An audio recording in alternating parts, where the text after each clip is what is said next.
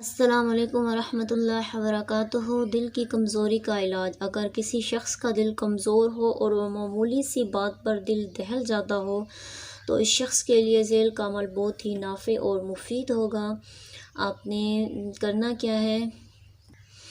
طریقہ عمل یہ ہے کہ وہ شخص جس کا دل کمزور ہے ہر روز 2 رکعت نماز نفل پڑھنے کے بعد 700 مرتبہ 700 ٹائمز یہ اسم الہی آپ نے پڑھنا ہے، یا وقار یا وقارو یا وقارو یا وقارو پڑھے تو انشاءاللہ تعالی اس کے دل کو تقویت ملے گی اور اس کا دل کمزور نہیں ہوگا۔